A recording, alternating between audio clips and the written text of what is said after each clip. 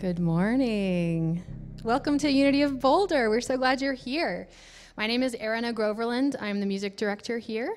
But we would like to start with an upbeat song and get everybody's blood pumping this morning. So if you would stand with us and sing along. If you don't know the words, you can just dance along to the music. That's fine too.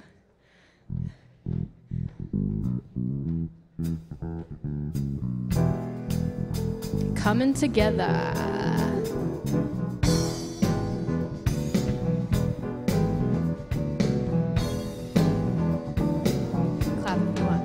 I got love, I got peace, I've got joy, flowing like a river. I've got love, I've got peace, I've got joy, flowing like a river. Now we are one heart, one mind, one love, flowing like a river. I've got hope, I've got strength, I've got faith to move every mountain.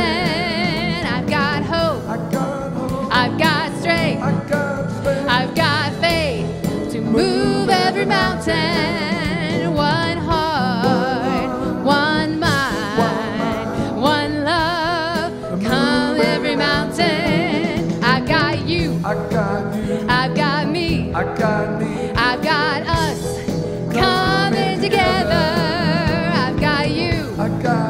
I've got me, I've got us coming together. One heart, one mind, one love, coming together, coming together, coming together, coming together, coming together, coming together, coming together, coming together, coming together, coming together.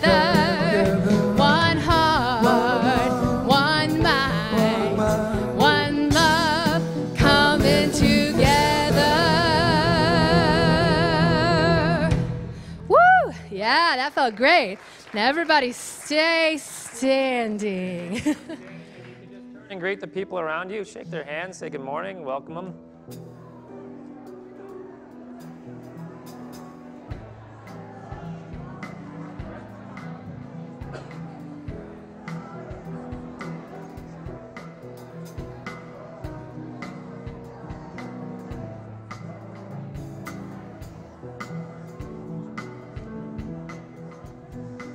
Did you know that we have a unwritten Unity guideline that if you're not into handshaking or hugging, you can simply go like this when someone turns to you so that they know that you'd rather not have physical contact and just give them one of these. So that is an unwritten rule if you're one of those people, which is me, so don't feel ashamed.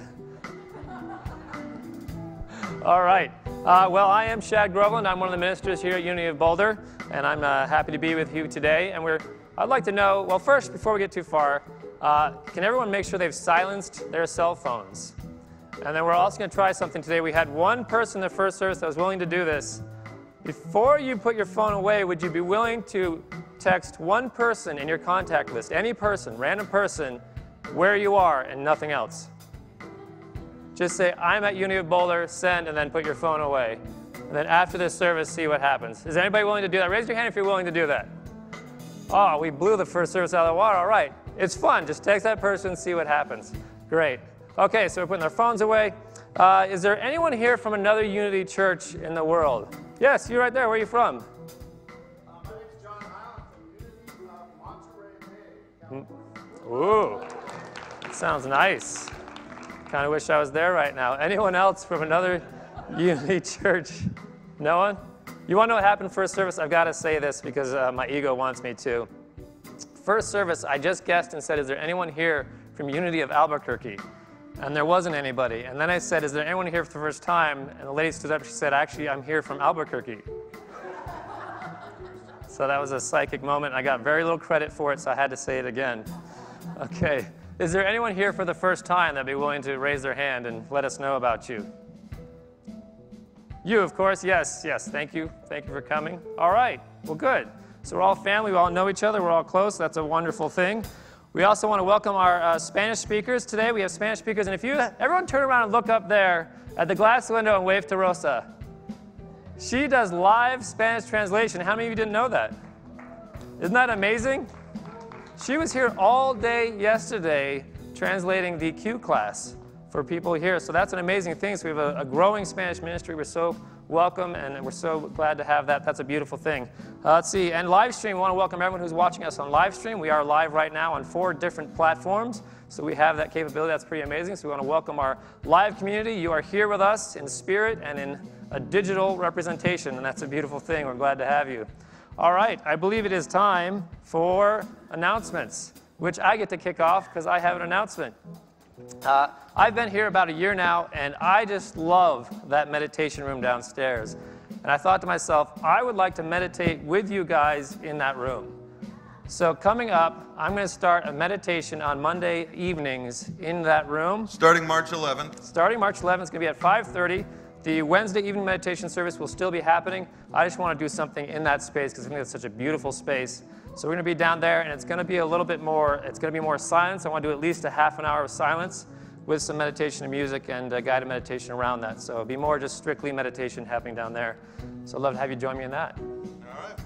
Join Shad for that starting March 11th, Mondays, 5:30. Our Wednesday night meditation services are still going on, led every Wednesday by Jack and Norma.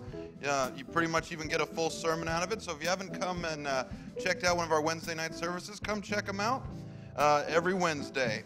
This week we have our Sacred Feminine Circle led by Norma. All women are invited. That's right over here at Fellowship Hall at noon. Come on out for that. Our newsletter mailing led by me is this Wednesday at 10:30. Right over here in Fellowship Hall as well. We hang out, we fold newsletters, we have good conversation, eat snacks, listen to music. It's a real fun, easy way to help out Unity. So if you have any time, even a half hour to come by and hang out with us, we would love that. And we have our NGU group. That's our next generation of Unity group. That's our 18 to 40-year-old group. We're going to meet today at 12:15. We're no longer waiting until 12:45. We're going to do it a little earlier. If you've been in that or have any interest to come check that out, please come hang out with us. We have a great time. And we also have childcare for that. So if you have, I said it was 18 to 40. But we also have childcare for that. So if that's ever been your issue for not coming to the NGU group, that is taken care of. Our choir is already starting to meet for our Easter show. If you were interested in being in the choir, everyone is welcome and invited to join. They meet every Thursday at 6:30 downstairs. Norma's leading it for this Easter show. And we also have our conscious communication class happening today, led by Steve Hayes, that anyone can drop into today downstairs at 1 p.m. Come out for that. Also, we here at Unity, oh, by the way, my name's Mike, for those of you who don't know me. I'm the administrator here at Unity of Boulder. And here at Unity of Boulder, we are an all-inclusive community. And no matter what cultural background, religious background, or relationship orientation, you are all welcome here. Unity of Boulder is a safe and it is a safe and enlightened place. And through our inclusivity and a collective spiritual practice, we know that we will transform the world. Thank you. I have something I got to do real quick. It's Jack's birthday. All right, everybody. Happy birthday.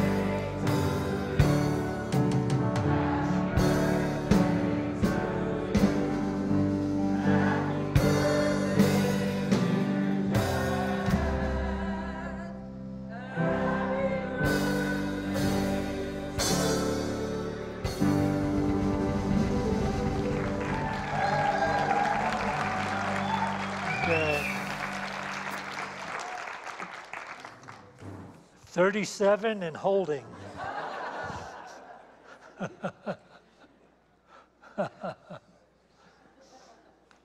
Let's just take a few moments to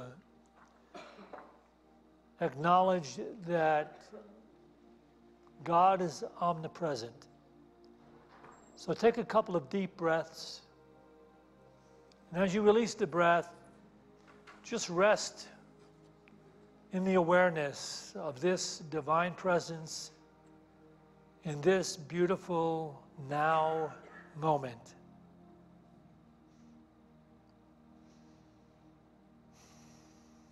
Consider this mantra.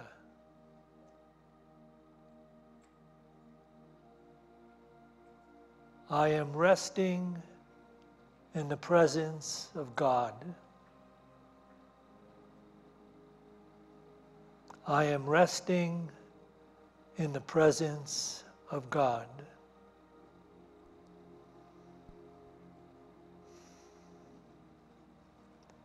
Just breathe your way into this moment as we shorten the mantra to resting in the presence. Resting in the presence.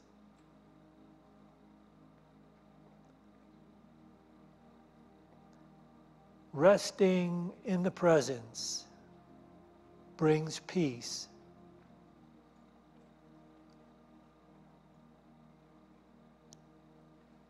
Resting in the presence brings comfort.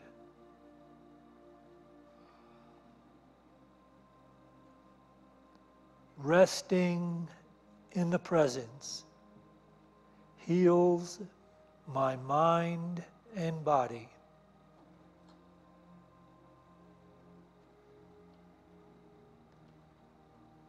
Resting in the presence heals my life.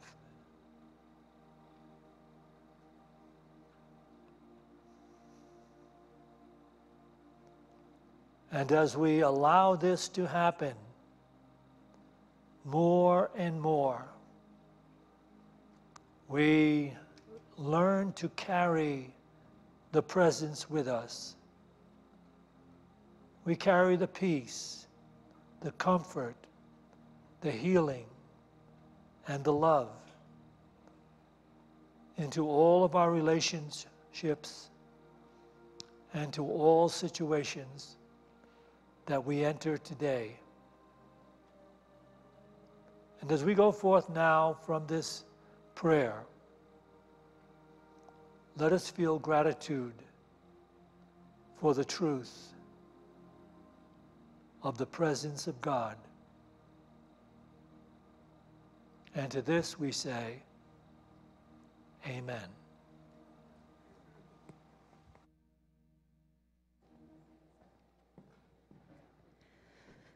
So let's remain in the presence and sing about love. I invite you to sing this with me.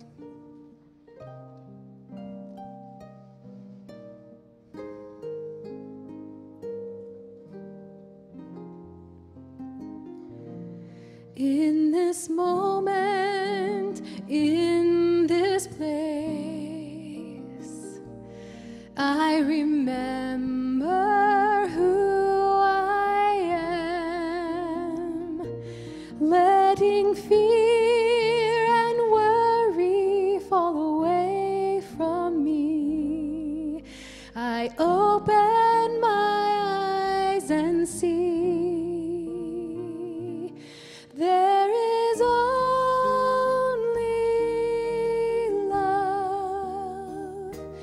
There is only love. Love that heals, love that sets us free. There is only love.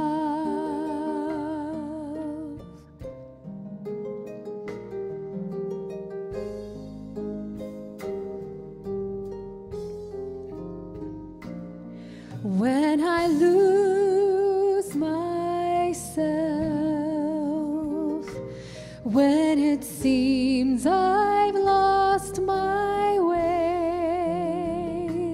when I go inside and quiet my mind, I can hear Spirit gently say, there is only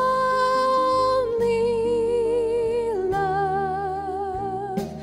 There is only love. Love that heals, love that sets us free. There is only love. Sing it like you mean it. There is only love. There is only love. Love that heals, love that sets us free. There is only love. One more time. There is only love. There is only love. Love that heals, love that sets us free. There is only love. Love that heals, love that sets us free. There is only love.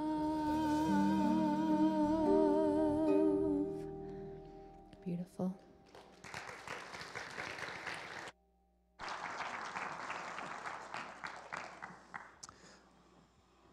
Well, normally this is the Sundays that I speak. I speak on the second and fourth Sundays, and Tisha speaks on the first and third. But we have a special guest speaker today, which is a real pleasure to have her. It's Reverend Dr. Jane Simmons. So she's got one title on me. She's got the doctor, and I have no interest in trying to go through all the work it requires to achieve that. But she's a very special person. She's a co-minister in Unity Spokane. Not Spokane. I was corrected after the first service. It's Spokane with her husband, Gary, and the two of them are really pioneers in this movement right now. Not pioneers as in they're around forever, pioneers as in they are pushing this movement forward in a huge way. They're very forward-thinking. They are very tapped into what's happening in the times, and the two of them are putting together a lot of systems to help this movement grow and survive into the coming years and be relevant and progressive. So that's a very special thing. And she has a book called You Can't Sleep Through Your Awakening. And she's going to be speaking on that today, and then she'll be out in the lobby afterwards to sell that and to talk to you if you have any questions. But you're going to have to be quick because I have to get her to the airport very soon after that. So if you want to see her, get out there and talk to her right away, all right? Okay, well, let's have Jane Simmons come out and share with us.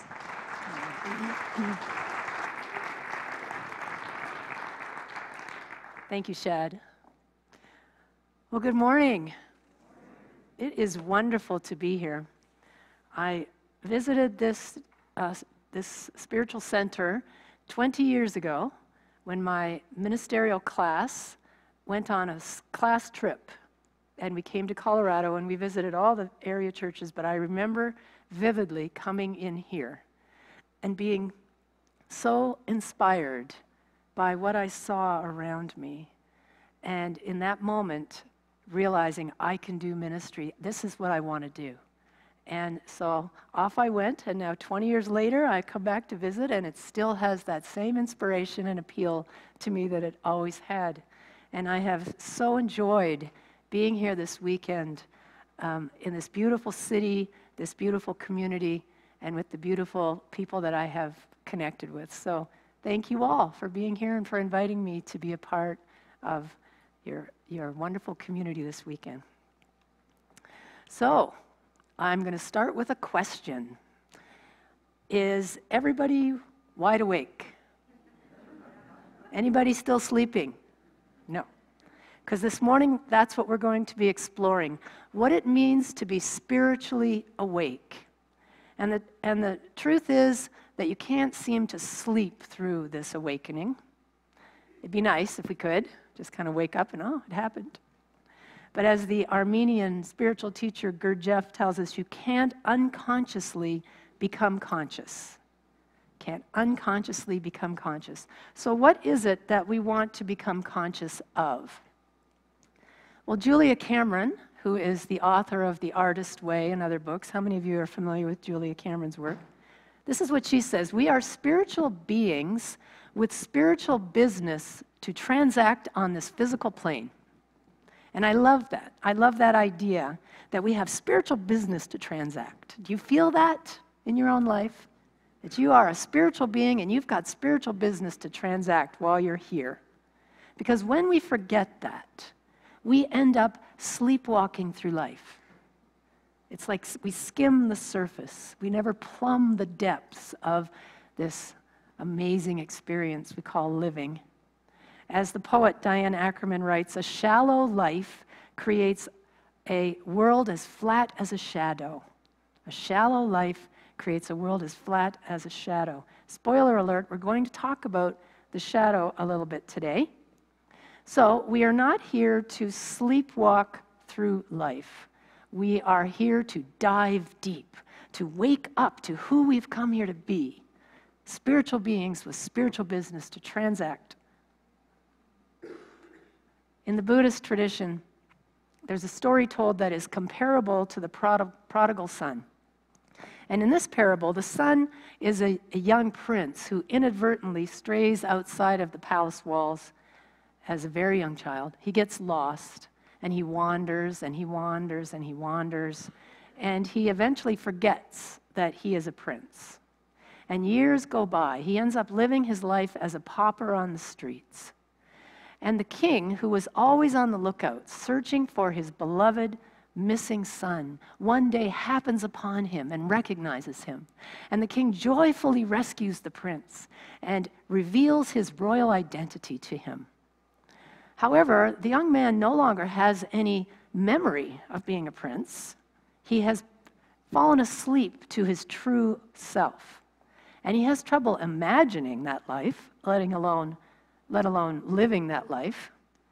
And it takes time for him to release all the beliefs he has acquired in his life of poverty in order to grow into the belief that he's really of royal lineage and begin to live his life that way. And so as we consider that story, can we see some parallels in our own spiritual journey? Anyone? We can have a conversation here. It's just perfect. Well, we learn that we are spirit expressing in a human body, right? Unity's second principle tells us that all of us are expressions of the divine. But do we actually live our lives as if that were true? Do we actually live that truth? Because that's what we're here to do. To be who we've came here to be. To express our divine nature in its fullness. That's why we're here. The New Thought author and teacher and leader Ernest Holmes tells us that we are the ever-expanding principle of conscious intelligence. Forever expanding, never-ending, eternally increasing conscious intelligence. That's what we are. And so when you look at yourself in the mirror in the morning, do you say, "Good morning, ever-expanding conscious intelligence"? That'd be a good way to start our day, wouldn't it? I invite you to turn to someone nearby you and say, "Good morning, ever-expanding conscious intelligence."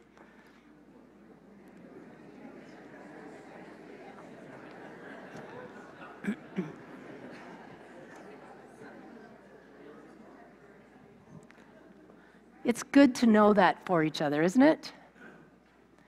However, knowing spiritual principle is a far cry from living spiritual principle. Would you agree with that? Yes. So we need to put principle into practice if we want to see transformation in our lives. We can't just know about it. We have to live it. From the book Zen Judaism, it's a delightful mix of Zen and Jewish wisdom blended together. It says this: to study the self is to forget the self.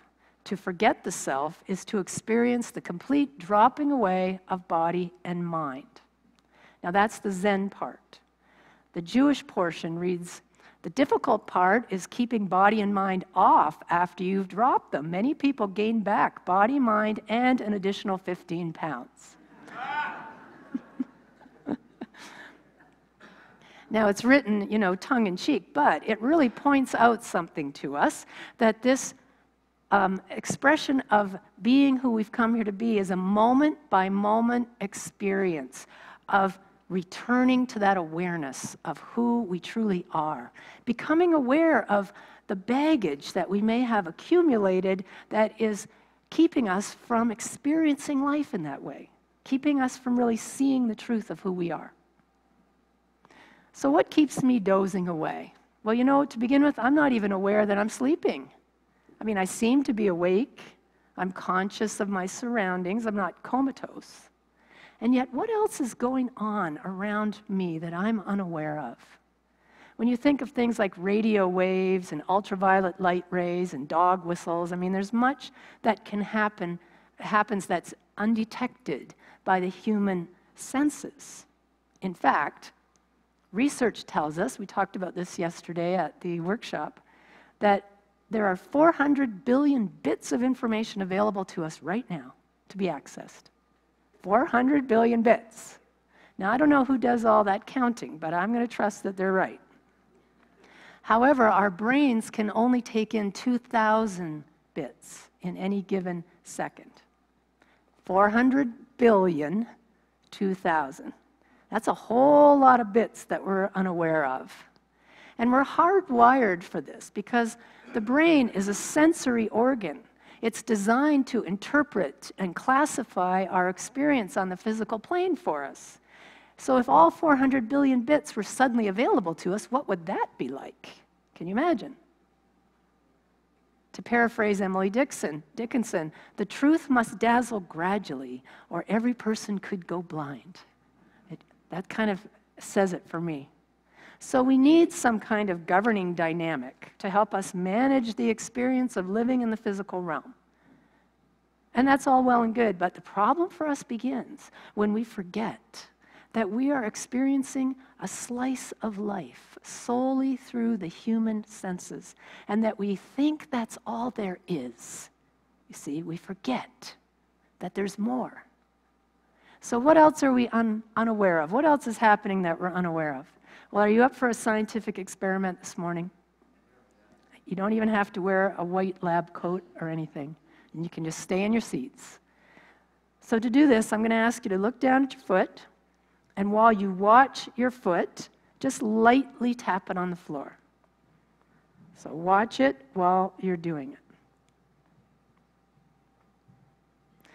Now, does the visual perception of your foot hitting the floor match the sensation of your foot hitting the floor? In other words, can you see and feel your foot hit the floor at the same moment? Are you all having that experience? Yes, okay. Okay, you can stop. Congratulations, you have done the impossible. And it's not even noon yet. Awesome. And why is that? It's because the speed of light is massively faster than the synaptic conduction times needed to get that message from the foot to the brain. So you should see it happen before you feel it happen, and the lag should be noticeable. There's even a name for this phenomenon. It's called delay and antedating hypothesis paradox. You can Google that one. And there are many thought-provoking theories as to why this happens, but the explanation I find most intriguing, and that makes the most sense to me, knowing what I do about brain research, is that both of those events are happening at different times, but are experienced together. In other words, the brain is editing our experience all the time, making it synchronize. But it doesn't tell us that it's doing it. So there is stuff that we're happening that we're unaware of. Our mind edits our experience for us in order to interpret and make sense of our world, but it neglects to tell us that it's doing so. And it has selective editing, you see. It focuses on what's ours to focus on, rather than trying to make sense of the 400 billion bits. So here's the big question. How does it know what 2,000 bits to let in? What is that editing process? What's the governing agent? Well, it turns out that the editing that happens depends on our own internal filtering system through which we view our world. And that filter arises from limiting beliefs that we took on at a very young age, sometimes even pre-verbal. And those beliefs lie hidden beneath the surface, just outside of our awareness. And so, for example, if I have an unconscious belief that tells me that life is unsafe, what will my experience be as seen through that filter? Life is unsafe. I will find all of the endless ways that life is indeed unsafe. I will gather evidence to support the belief that life is unsafe, and I won't even be aware that I'm doing it or that I have these hidden filters. I'll just know that life's unsafe. That's the truth. It's not something I made up. I mean, here's the evidence. You can't dispute it. What if I believe there's something wrong with me, that I'm inadequate in some way, I don't measure up in some way? What will I discover then about life? Will I find evidence that I am ever expanding conscious intelligence if I'm seeing life through the belief that there's something wrong with me? No, I will not. And if I took on that belief that there's something wrong with me at a very young age, I will repress that belief. I will push it out of my awareness. It's too painful to look at directly. Instead, I might decide it's really about someone else. Do you know what I'm talking about here? They're the problem. I will project what is too painful for me to see within myself onto someone else. There's something wrong with that guy. Do you know what I'm talking about here? Because we all do this. We all do this. It's part of the human condition. It's a symptom of a newly discovered disease that I just made up called humanity sleeping disorder. Sleep apnea of the soul, if you will. And to be clear, this is not about blaming others. It's not about beating ourselves up. Metaphysics does us no good if we use it to inflict guilt and shame upon ourselves or upon others, or wallow in self-judgment, self-condemnation. Do you agree with me on that? Yes, absolutely. It's about having compassion. Compassion for all of us on this journey, for ourselves, for family members, for teachers and friends from our childhood, from the classroom bully, everyone who's been a part of our path. We're all walking around with these unconscious patterns of behavior, forgetting the amazingness that we are, suffering from humanity sleeping disorder. And we are all so courageous to do that. All of us. To walk through our lives unaware of the magnificent beings that we are, that takes guts. I have great admiration and compassion for all of us on this path. So the bottom line is that the world mirrors back to us what's really going on in our own psyche. And when we have these unconscious, disowned parts of ourselves that we don't think are acceptable, it's called the shadow, we can repress them so that they're not in our conscious awareness, and then we often project them out onto the world and attribute that to be the problem. And with all this muck getting in the way of our awareness, we lose sight of the preciousness of the divine presence that we are. Now, is there hope for us? Yes, the correct response is yes. So let me give you the good news. Are you ready? Lean in. Our projections can help us to awaken. Yes? It's the good news, bad news, I'm afraid, but yes. We might think of them as compassionate alarm clocks. Because when I make a judgment about someone else, or I have a triggering moment from someone else's words or behavior, that is a pivotal awakening moment for me if I choose to use it that way. You know, we can pray, we can meditate, we can read, we can go to workshops and retreats and classes to learn spiritual principle. I love that stuff. I live for that stuff. But I have to tell you, where the rubber really meets the road, where we roll up our sleeves and get down into the depths of our spiritual work, is in the arena of human relationship. Especially a relationship with someone who can push our buttons. Do you know what I mean by this? Yes. Do you have someone who does that for you?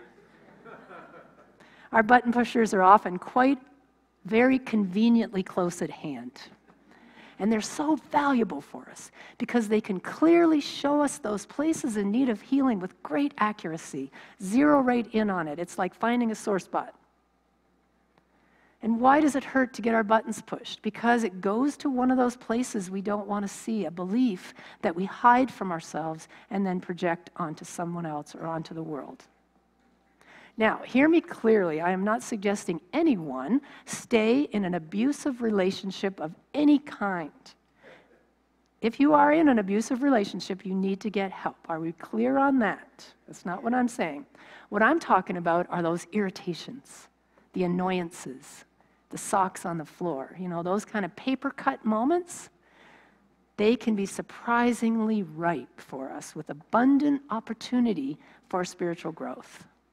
And yet, this is the very time that we often choose to just hit the snooze button and nap through it all, rather than see the value of having our buttons pushed. But when we choose to use these events as awakening moments, now the work becomes dealing with the inner button. Do you see the difference? You see, that's where our power lies. That's where transformation happens, when we can deal with what's going on inside of us and do the integration work to do the healing. Did you know that one of the ways that samurai warriors learned to do battle with each other was by hitting pressure points? See, pushing each other's buttons in a big way. And there's a story told about one samurai who was soundly defeated through this method of combat. And after that, he gave it all up to spend time in the wilderness contemplating his life. 20 years later, he once again encountered his previous opponent who challenged him to another fight. And the samurai agreed, and this time, the other fighter was surprised to see that no matter how many times he hit those pressure points, there was no reaction. And the samurai explained that he had spent his time in contemplation working with the pressure points, changing the sore spots. They were no longer available to be triggered. And in a sense, that's the work. That's the work we do. Becoming aware of those sore spots within us that get triggered when we have our buttons pushed, being curious about what that is, discovering what's behind it, making an internal shift to integration through compassion. And what happens then is that those spots lose their ability to send us over the edge. And they actually become portals to our own awakening. Because we really start to see, this is not who I am. Maybe I have this belief that I'm inadequate in some way, and that it's pushing that button. But that's not the truth of me. The truth is, I am ever-expanding conscious intelligence, ready to be in the world and make a difference in the world. Now, we usually don't do this work too willingly. I mean, nobody wants to look at their stuff, right? I mean, we can hear ourselves saying, this is negative energy. I don't want to mess with this. I didn't come to church to hear this morning at all. I'm about positive things, just affirming the truth. And absolutely, yes, that's what we're about, especially in New Thought, in Unity. But as we're busy affirming, it can be very easy to ignore the denial part of the equation. And we can affirm our good all we want. But if there is something that is sabotaging our success and we're unaware of it, will transformation happen? No, it will not. Here's the thing. We can pretend that the shadow doesn't exist. We can ignore it. Does it go away? No. It's having an effect whether we know it or not right now. So if we have a goal and we have a conflicting belief, which one's going to win? the belief. The belief will win hands down every time. However, the good news is this, that those unconscious, self-limiting beliefs do way more damage. They're way more impactful when we're unaware of them. See, they cause a lot more havoc in our lives when they're under the surface than when they're brought into the light of day and looked at with compassion and kindness. And the thing to remember is this, pain that's not transformed will be transmitted in some way. Richard Rohr teaches this. Freudian saying, pain does not decompose when you bury it. It stays in there. So if it's not transformed, it'll be transmitted, and it's often transmitted by slipping out when we least expect it. Have you ever said anything and thought, whoa, where did that come from? Anyone? Yes, that's what it is, Freudian slip.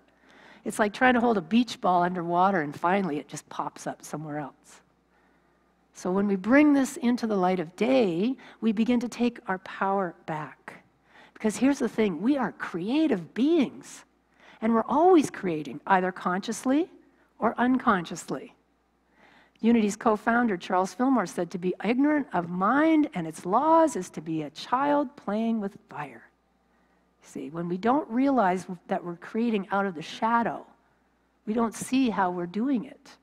And awakening means we become aware of where default patterns of behavior are running our lives and then being empowered to make a new choice. Isn't that cool? Seriously, it's seriously very cool. We have the power in our hands to make a difference because this work is empowering, it's enlivening, it's freedom. It's freedom to be who we've come here to be, unencumbered by the thoughts and the beliefs, the attitudes, the filters that we've accumulated over the years, becoming aware of when we're sabotaging our own success through ingrained patterns of behavior, and then having the power in the moment to change it. And it all happens through the power of the heart. See? The heart is our portal to that deeper dimension within us. And from that deeper dimension, from the higher view of who we truly are, consciousness overcomes all of this. We are limitless. We are divine potential. We have a higher dimension of creativity, and we do not serve the world by playing small. Would you agree? Yes. And it's time. Isn't it time for us to step up and be who we've come here to be, to make a difference in our world? Not just to sleepwalk through it all, not just to miss it, but to realize that we have the freedom, the power, the ability in the present moment to live a heart-centered, compassionate life as conscious, aware expressions of spirit, making a difference in our world. So let me leave you with words about really living life from one of my favorite poets, Mary Oliver, who recently passed away. When it's over, I want to say all my life, I was a bride married to amazement. I was a bridegroom taking the world into my arms. When it's over, I don't want to wonder if I've made of my life something particular and real. I don't want to find myself sighing and frightened or full of argument. I don't want to end up simply having visited this world. So I invite you to remember that you are a spiritual being with spiritual business to transact on this physical plane and to dive deep into the present moment. Feel the wonder and the joy of discovery that comes from living an awakened life as, say it with me, ever-expanding conscious intelligence. And here's to the exploration. God bless. Thank you. Thank you. So let's take a moment and go into meditation, into the heart space where the power lies. So I'll invite you to just relax into your seat, and let's put aside anything we've brought with us today, any cares, any worries, any thoughts of what happens later or the busyness of the day. We just gently set that aside as we become present to this moment. So really feel your body, feel your feet on the floor if that's where they are.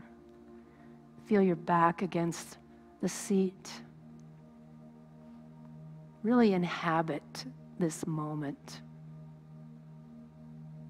For it is only in the present moment that we experience the presence of God.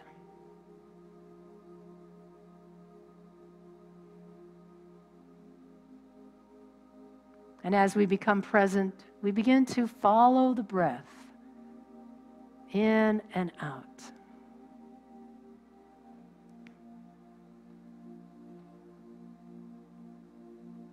Just notice it, just observe. And let each breath anchor you even more deeply into the now moment. Feel yourself rooted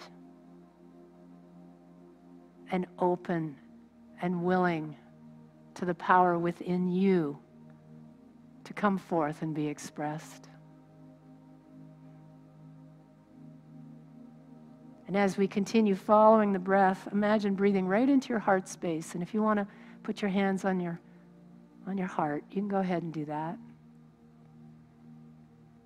Just imagine breathing right into your heart. And as you do, bring into your mind's eye someone or something that you deeply appreciate and care about. It could be a person, a beloved partner, a grandchild, a grandparent, a friend. It could be a pet that you love deeply, or a cherished memory that brings you joy. Choose something that activates the feeling. You don't want to just think about it. You want to feel it. So continue breathing into the heart and allow that feeling of appreciation to warm your heart.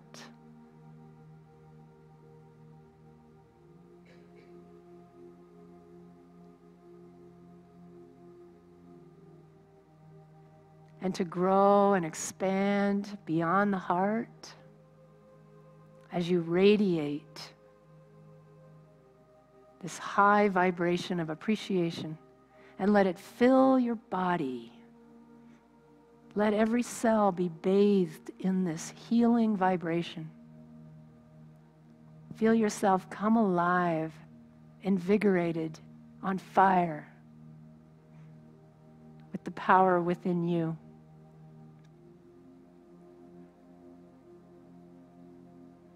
And now we breathe into the heart and we allow that feeling to grow and expand beyond the body. And just imagine with me that we are filling this sacred sanctuary with this healing presence. And as you do, feel the peace, feel the compassion.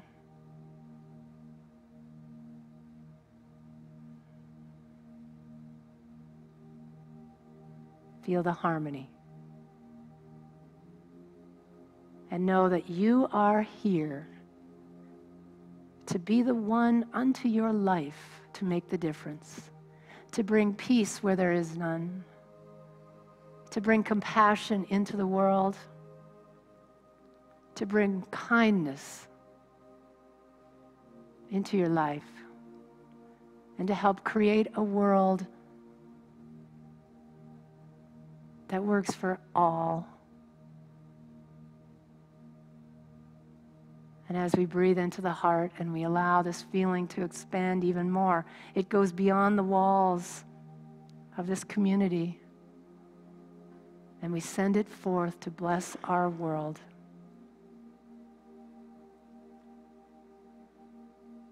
Feel the holiness of this moment as you become an expression of the one, an inlet and an outlet of the divine, connected at the depths of your being to the source of all healing, of all wisdom, of all love. And as we continue breathing into the heart, radiating it out, we enter the silence together.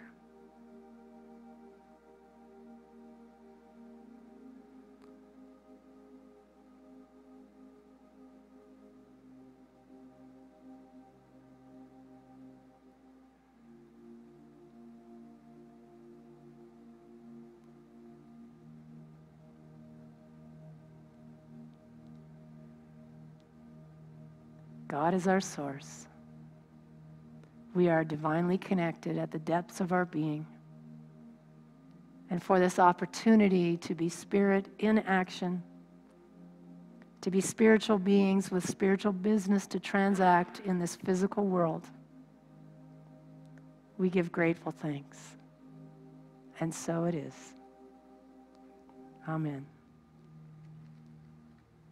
Thank you.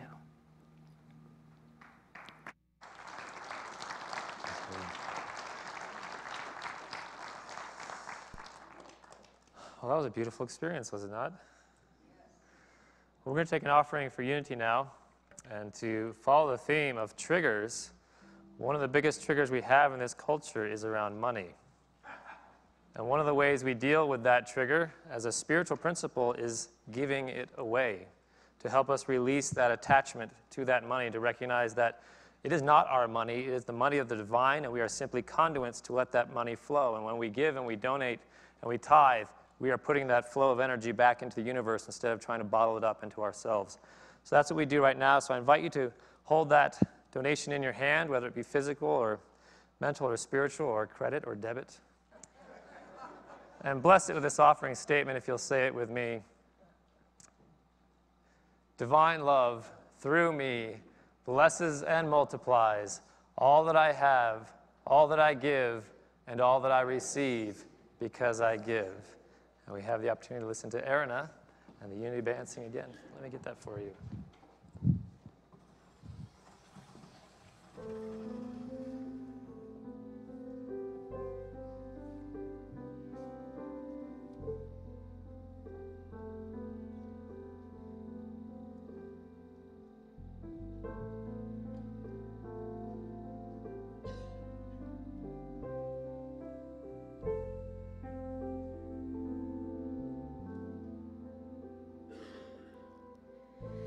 Come and rest here. Come and lay your burdens down.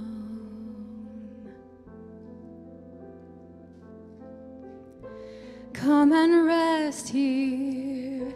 There is refuge for you now.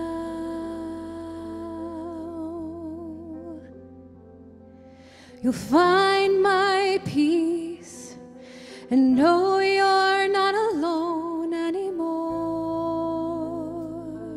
I am near. You'll find my healing. Your heart isn't shattered anymore. I am here.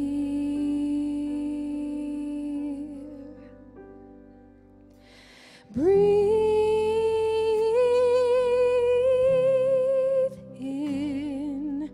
Breathe out. You will find me here.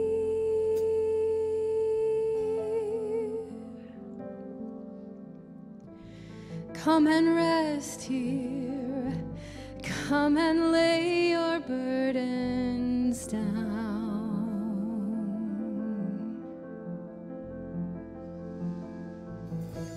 Come and rest here. There is refuge for you now.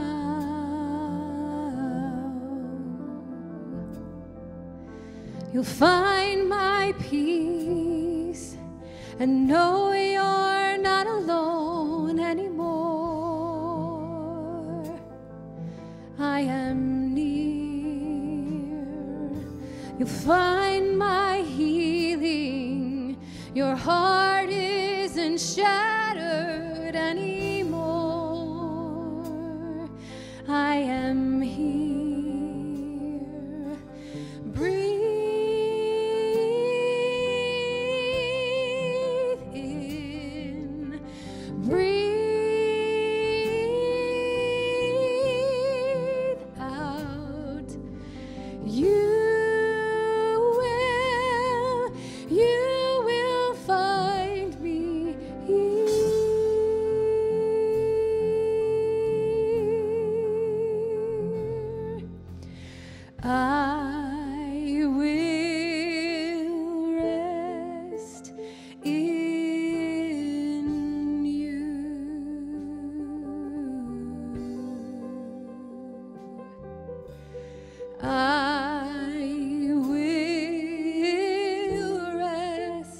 in you.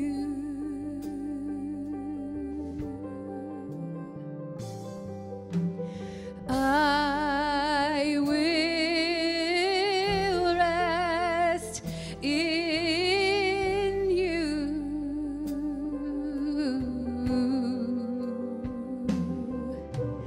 I will rest in you.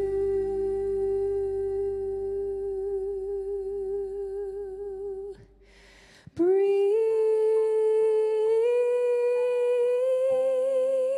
in, breathe out. You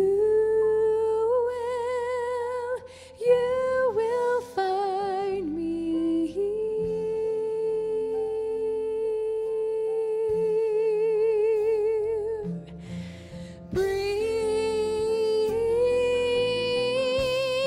Breathe in, breathe out. You will find me here.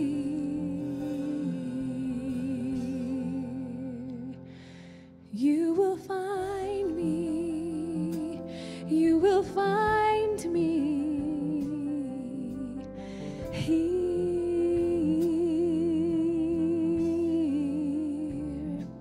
You will find me. You will find me here.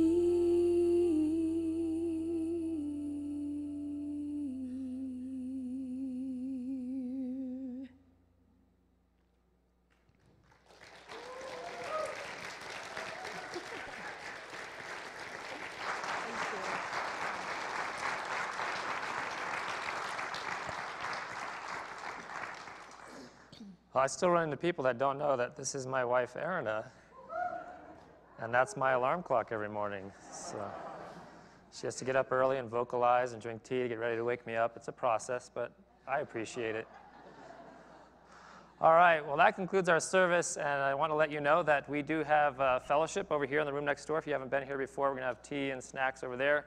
We do have CDs and DVDs available in our bookstore on this side over here. We're going to have Jane out there at our information table. If you want to get back there, buy her book, talk to her, ask her questions, you'll have a 15-minute window to do that. And we also will have Santisha speaking next week. So my sister Santisha will be speaking next week. And let's see, I want to thank the people that watched us on live stream. We appreciate all the digital audience that we have that's growing online. That's a beautiful thing that they're watching us from around the world, believe it or not. And I want to thank our Spanish speakers that come every Sunday and join us and listen to this process as well. So it's a beautiful thing. We're hitting a lot of avenues, and it's awesome. So why don't we stand up and rock out to this final song, get some energy going in the room. I release and I let go.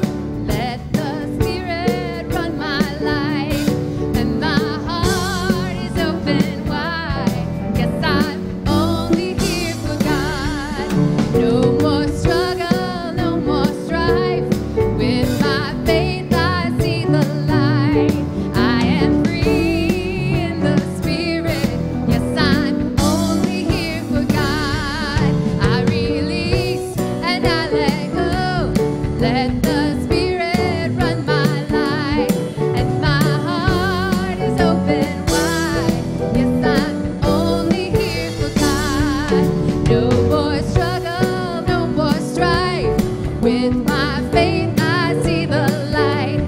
I am free in the Spirit. Yes, I'm only here for God. One more time. I release and I let go. Let the Spirit run my life, and my heart is open wide.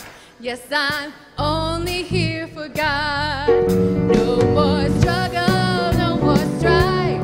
With my faith, I see the light. I am free in the Spirit. Yes, I'm only here for God. Yes, I'm only here for God. Yes, I'm only here for God.